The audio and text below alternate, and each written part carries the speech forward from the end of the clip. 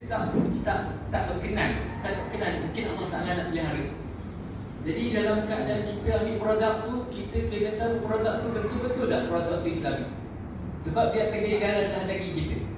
Itu kalau makan makanan. Dan yang kedua, pelaburan untuk apa kita melabur. Ya, sebab mak saya ni jenis tak makan produk-produk bukan produk daripada bukan Islam. Jadi mungkin saya diajar macam tu. Jadi bila saya tertarik sebab dia 100% produk Melayu, produk Islam. Dan buatan dia punya campuran dia daripada tumbuh-tumbuhan. Jadi sebelum ni biasa isteri saya dia pakai jenis produk-produk yang orang Israel, orang Yahudi, orang Amerika, orang Cina buat. Saya tak beritahu lah apa produk dia kan. Biasa kan dia saya dengar daripada Cina, datang daripada Amerika, daripada Yahudi, daripada Israel, daripada jadi produk Fermectory ni merupakan produk daripada 100% orang Melayu kita buat.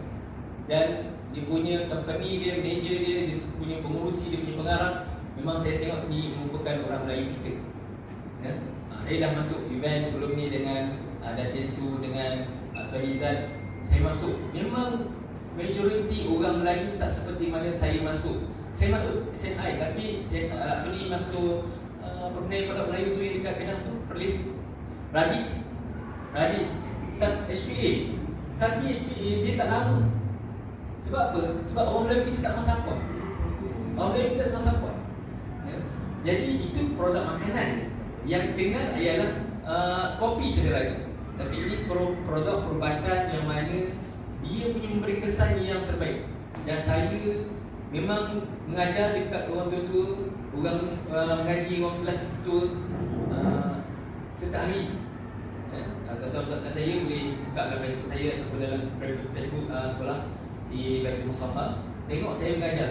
Dan saya mula-mula rasa macam was-was juga, betul tak betul kan?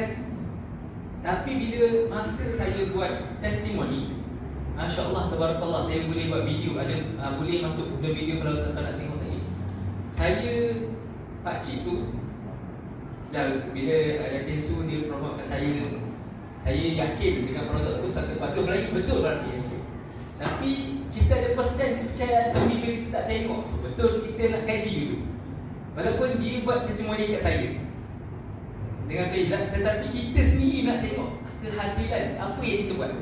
Dan sekali saya buat uji kaji ataupun dekat orang lain, Masya Allah, Tabarakallah, saya mengajar dekat Lembau, Majlis Senam. Pakcik ni dia nak duduk tahiyat akhir ataupun tahiyat awal tu tak boleh.